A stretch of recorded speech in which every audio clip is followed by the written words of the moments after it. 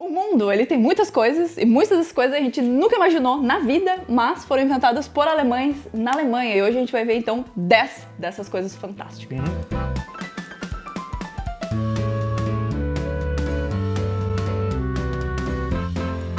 Aí nós fizemos uma lista de 10 coisas, várias delas são bem dia a dia, o tipo de coisa que tu nem pensa de onde veio, né? Que meio que sempre existiu, assim, mas obviamente teve que vir de algum lugar, né? E esse lugar foi a Alemanha. E claro que na história da humanidade aí, vários inventores alemães inventaram coisas, mas alguns deles inventaram coisas fora daqui do território alemão. Então, pra restringir, a gente tem uma lista que a gente não precise de um vídeo de, sei lá, 12 horas.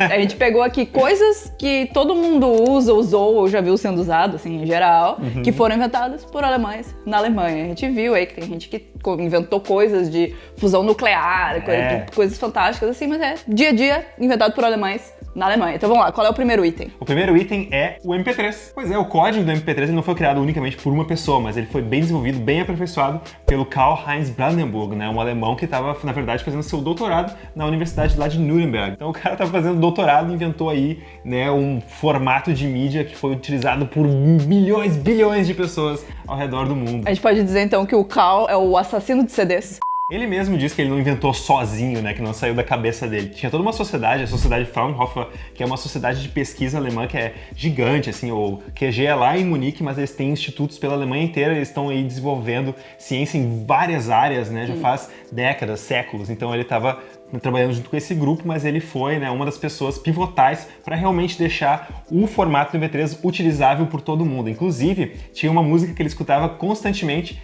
para ficar melhorando cada vez mais. Então ele codificava a música, né, no formato MP3, ouvia, via se estava bom e tentava melhorar ela cada vez mais. Ele mesmo agradece a artista, que é a Suzanne Vega, e a música é Tom's Diner. Essa é a música que ele ficou ouvindo de novo para aperfeiçoar o MP3, então, né, dá para agradecer também a Suzanne como a mãe do MP3, de certa forma. Bem no fim, por mais que ele não tenha sido o inventor, né, a pessoa que sentou e fez o MP3, dá pra dizer que é uma invenção alemã, porque foi feita no Instituto Alemão. Também. Então, cabe na nossa lista. E agora, o número 2 foi feito por um alemão só ou por vários alemães? Foi um alemão só, foi o Wilhelm Fein. Ele inventou a furadeira elétrica portátil. Digo portátil porque a furadeira elétrica em si já tinha sido inventada 6 anos antes na Austrália. Então ele fez a versão portátil para tu poder pegar e furar as coisas. Antes ela era, tipo, presa numa mesa, né? Tipo, sei lá, uma serra tico-tico que tem que estar... Exato, ela tava ali, né? E aí tu puxava uma alavanca e ela descia, assim.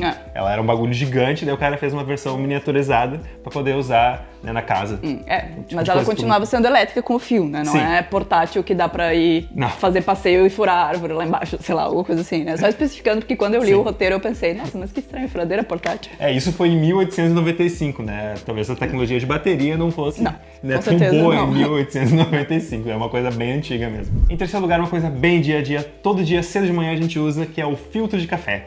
E dessa vez, o filtro de café aqui é uma invenção de uma alemã, não de um alemão. Foi a mulher que vocês com certeza vão reconhecer o nome, a Frau Melita, né? Então, uma mulher chamada Amelie Auguste Melita Benz, ela estava cansada de tomar café ruim, né? Ela tomava o café e sentia que ficava amargo ou tinha pedaços de café, né? Pó de café dentro. Ela era uma dona de casa lá em Dresden que não aguentava mais tomar café ruim e ela decidiu pôr a mão na massa e solucionar o problema dela. Então, ela fez várias tentativas e ela usou um papel que, né, eu acho que não existe aí tão facilmente para comprar hoje em dia, que é o papel mata borrão, e foi a solução mais interessante que ela achou para fazer um filtro, e ela começou a passar o café por dentro desse filtro e resolveu o problema dela, né? Então, em 1908, mais de 100 anos atrás, ela registrou a patente dela no Escritório Imperial de Patentes aqui na Alemanha, porque em 1908 a gente estava na época do Império ainda, né? Pra vocês verem que às vezes parece que Melita é um produto moderno, mas não é tanto assim, ou é, né? Também na história da humanidade. De certa forma, até que é. Né?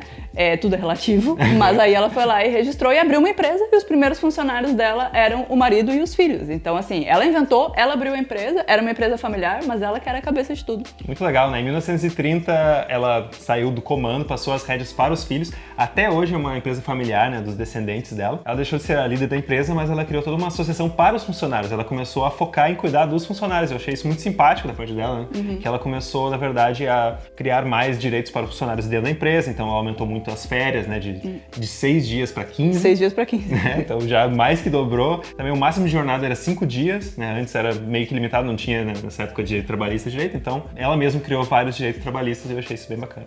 Dá pra dizer que ela era tipo o sindicato da empresa dela mesma. Isso aí é o empreendedor que a gente gosta de ver, o empreendedor que cuida dos funcionários. Em quarto lugar é uma invenção que é o tipo de coisa que eu prefiro evitar, né? Porque na verdade é melhor quando tu não precisa dessa invenção, que é a aspirina. Então esse remédio aí, super popular, né? Ele foi criado aqui pela Bayer, na Alemanha, por um time, né? Claro, assim como o MP3 não foi uma pessoa só que criou, mas o time era liderado por um homem chamado Felix Hoffmann, um farmacêutico. E tudo isso aconteceu em 1899, também muito tempo atrás, né? E a aspirina, ela se popularizou bastante no mundo, né? Por ser um remédio para dor que tinha efeitos colaterais bem baixos. Então, acho que na época, provavelmente a indústria farmacêutica estava se descobrindo ainda e provavelmente os remédios tinham efeitos colaterais muito loucos, né? Muito intensos, problemáticos. E a aspirina não. Então, por isso que eles se popularizaram tanto que hoje em dia a aspirina meio que é um termo genérico para remédio para dor, né? Mas existe a marca aspirina registrada, né? Pois é, eles perderam a marca em vários países, porque, né, faz tanto tempo e durante as guerras, né, uma bagunça e tudo mais. Então eles acabaram perdendo os direitos para a palavra aspirina em vários países, mas eles mantêm aqui na Alemanha e em vários outros também, com a marca registrada da Bayer, aspirina. No Brasil, por exemplo, é a aspirina da Bayer, pelo que eu lembro. Não Posso sei. estar errado, deixa aí nos comentários, mas pelo que eu me lembro, eles têm realmente aspirina daí, né? Que aqui é aspirina. Aspirina, é verdade. Né? Eu acho que é isso aí. Inclusive é um remédio tão popular até hoje que 50 mil toneladas são produzidas no ano, no mundo inteiro, e dessas 12 mil toneladas são feitas só pela Bayer. Então, realmente, a Bayer aí tem... Mais de um quinto de toda a produção. Mais de um quinto, mas eu ia dizer até que é meio pouco, considerando que eles que inventaram, né? É verdade. E 50 mil toneladas de aspirina todos os anos é bem impactante. Bem pequenininho, imagina quanta Exato, turma. as pessoas têm muita dor nesse mundo, até porque a aspirina é um dos remédios para dor, Sim, né? tem muitos outros, né? Realmente aí o sal da vida é sofrer. O nosso quinto item, ele tem tudo a ver com um nome que tá super em pauta aqui na Alemanha, nas notícias aí do mundo, com certeza esse nome já foi citado várias vezes, talvez você tenha lido esse nome nos últimos tempos, e o item em si é a bacteriologia. E esse estudo, né, essa ciência das bactérias e dos germes, foi criada por um alemão chamado Robert Koch, que hoje em dia é o nome do Instituto para Estudos de Virologia e Bacteriologia aqui em Berlim, né, que eu falei que provavelmente você já leu sobre isso, porque eles estão cuidando aí de todos os estudos por trás daquele vírus que a gente não fala o nome, senão o YouTube tira a monetização.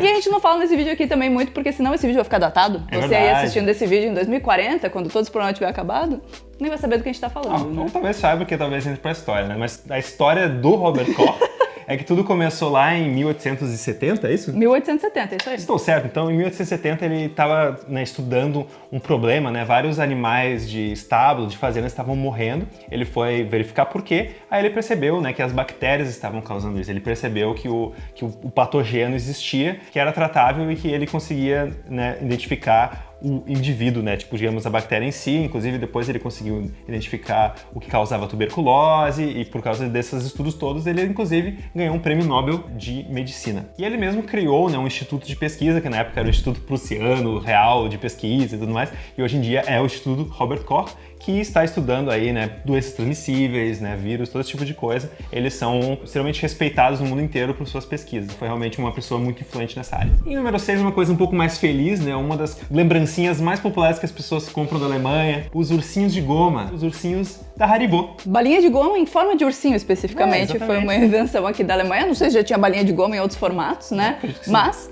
o Haribo é uma marca, né? A Haribo é uma marca famosíssima aqui na Alemanha de ursinhos de bala de goma. E esse nome em si, Haribo, tem tudo a ver com o inventor, que é o Hans Riegel, né? Então, Ha de Hans, Ri de Ri e o Bo vem de Bonn, que era a cidade que ele nasceu, né? Então, Haribo vem de Hans Riegel de Bonn. E ele que inventou, então, esse ursinho maravilhoso que até hoje a gente vê por tudo aí, né? Tem loja, tem lembrancinha nos aeroportos e tudo mais. Eu mesmo, por exemplo, normalmente dou um saquinho de Haribo para os meus turistas depois do passeio guiado. Então, assim, é uma coisa super popular aqui na Alemanha. Tem diversos sabores, né? Dessa mesma marca tem em outros formatos, não só em forma de ursinho hoje em dia. Uma coisa interessante é que inicialmente ele fazia uma coisa bem caseira, assim, né? Ele tinha pequeno escritório onde ele fazia os ursinhos, e quem entregava os primeiros ursinhos era a esposa dele, né? A Gertrude, ela ia de bicicleta entregando ursinhos pela cidade. Imagina que chega, lá vem a Gertrude dos ursinhos. Trazendo balinhas. Que dia feliz para as crianças, simpático, né? Todo mundo ficava mais alegre. E deve ser até por isso que hoje em dia o slogan deles é faz as crianças felizes e os adultos também. Né? Porque a Gerta lá estava lá fazendo todo mundo feliz com a sua bike dos ursinhos. E eles estão até hoje fazendo todo mundo feliz, tanto que eles são uma empresa de total sucesso, eles têm mais de 7 mil funcionários, tem uma fábrica gigante lá em Bonn ainda, né, do Haribo.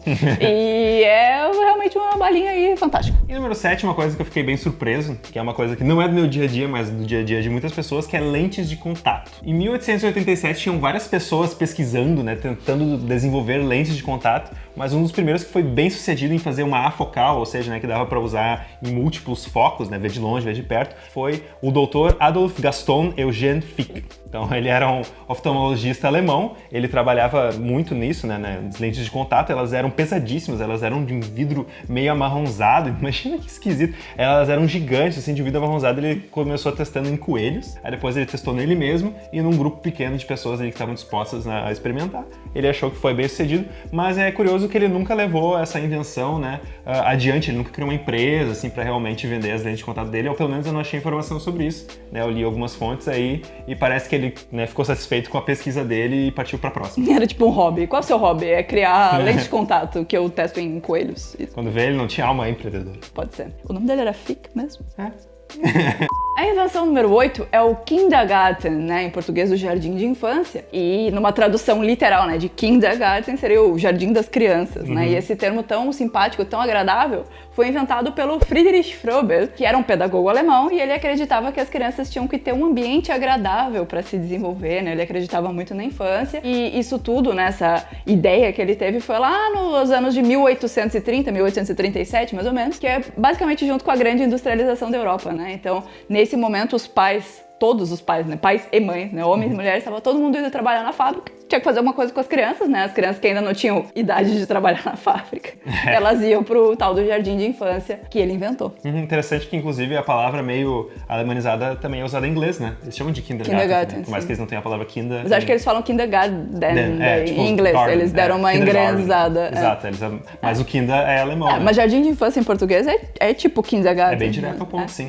Então é bem legal. Porque jardim de criança seria meio estranho, mas tá plantando criança no chão. Mas o próprio conceito dele era esse, que tipo, era como se fosse um jardinzinho onde tu rega as crianças com brincadeiras e conhecimento e elas se desenvolvem em pessoas melhores, né? Que ele, como pedagogo, ele acreditava no desenvolvimento das crianças, do cérebro das crianças desde a mais, né, tenra idade, digamos assim, né? Desde bem pequenas, que ele sabia que tinha um potencial aí de melhoria se a pessoa crescesse num ambiente mais positivo. E número 9, uma invenção que mudou o mundo, uma invenção que já existia em outros locais, assim, foi citada em textos um pouco mais antigos, mas na Alemanha foi bem desenvolvida e se tornou, na verdade, o grande foco europeu de revolução, que foi a prensa móvel do Gutenberg. O Johannes Gutenberg, ele era um alemão, que ele nasceu e cresceu em Mainz, tem uma estátua dele lá, inclusive, mas é uma cidade que é mais ou menos perto de Frankfurt, né? Talvez agora você esteja mais bem situado, uma cidade bem bonitinha. A gente tem vídeo em Mainz, inclusive. Verdade. Talvez apareça a estátua, deve aparecer. Acho que sim, deve aparecer. Ele revolucionou o mundo com a prensa dele em 1450. Imagina, então era um momento de transição, né? A Europa estava saindo de um momento assim da história que a gente considera, né, como a história medieval, e também graças, né, não apenas por isso, mas a prensa certamente ajudou a toda a nova era do iluminismo, do renascentismo e tudo mais, né? Porque é o tipo de coisa que ajudou a informação a se espalhar muito mais rápido, né? Livros, né, não precisavam mais ser escritos à mão, tu podia fazer vários livros de uma forma mais industrializada e espalhar o conhecimento de forma mais homogênea. Isso, na verdade, né, desenvolveu todo mundo ao mesmo tempo. Essa prensa, até agora tu tá chamando de prensa e a gente não tinha explicado o que era, né? Pra fazer impressões, né? Sim. Quando colocava as letrinhas lá de metal no negócio, fazia assim, brush, e aí... Os tipos, né? E aí realmente grudava a tinta no papel e dava pra imprimir coisas muito mais quase que industrialmente, né? Então tem a história da Bíblia que ele fez lá, né? Que foi a primeira Bíblia impressa e não escrita à mão.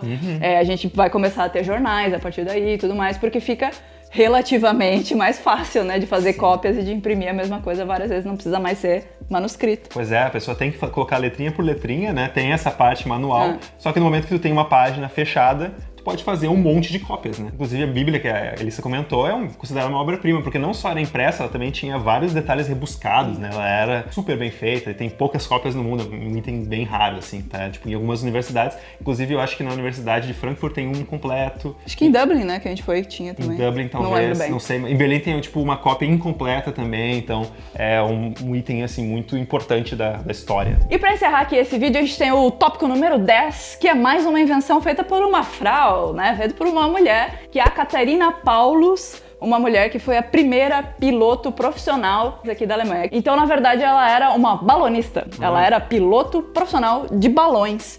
E aí, como ela tinha essa profissão, né, de risco, de certa forma, o que ela inventou foi o paraquedas moderno, né? Ela que conseguiu dobrar direitinho o paraquedas, colocar numa mochila e fazer de forma que abrisse caso ela precisasse, né? Antes disso, existiam outros tipos de paraquedas, mas em 1913 ela criou, então, esse na versão mochilinha como a gente conhece até hoje. Ela continuou desenvolvendo paraquedas, né, durante a vida inteira dela, ela pulou centenas de vezes, ela inventou aquele paraquedas pequenininho que sai primeiro, que puxa o outro, né, para ter uma chance de ser sucedido melhor, né, para ser mais seguro ainda. E, inclusive a invenção dela foi mega relevante durante as guerras, né, porque ela desenvolveu esse paraquedas e ela continuou melhorando ele e salvou a vida de milhares de pessoas durante a Primeira Guerra, por exemplo. E assim como eu tenho certeza que a senhora Melita usou a invenção dela infinitas vezes, a senhora Paulus também usou a sua invenção infinitas vezes, tanto que o último pulo de paraquedas dela foi aos 63 anos, né? Imagina a vovozinha lá pulando de paraquedas, fantástico. Vamos ver. E hoje, né, claro, ela já faleceu e ela tá enterrada aqui em Berlim, no bairro de Reinickendorf. Então ela é aí uma berlina, de certa forma, né? Criando coisas aí, mudando a história da humanidade. E a gente fechou aí os nossos 10 itens, mas a gente tem um item extra pra vocês. Item bônus! Bônus! Só que o item bônus, na verdade, a gente nem vai falar muito bem aqui nesse vídeo, porque a gente tem um vídeo todo especial sobre ele. Exatamente. Que é a Fanta. A Fanta também foi desenvolvida, criada aqui na Alemanha. A história dela é bem conturbada, é bem interessante. Inclusive, a gente fez um vídeo inteiro só sobre isso. Então fica aí já o link no izinho, é só clicar agora que a gente tá acabando esse vídeo, já tem aí a sequência. Se você ainda não viu o vídeo da Fanta, fica a recomendação. Ele é bem interessante, a gente puxou, fez bem direitinho, bonitinho, com várias imagens. É bem bacana. Vamos aí, tá todo mundo em casa, né? Eu espero. Vamos assistir. Estamos de olho, assistindo o vídeo, né, no YouTube. Então aproveite e se inscreve no canal aqui no Alemanizando, pra não perder quando a gente faz listas fantásticas ou conta histórias de refrigerantes aleatórios. E volto sempre, né? Espero que vocês tenham gostado. É verdade. Quantos likes merece essa princesa aqui, ó? Eu já tô dando tchau e tem uma princesa no vídeo. Tchau, tchau. Tchau.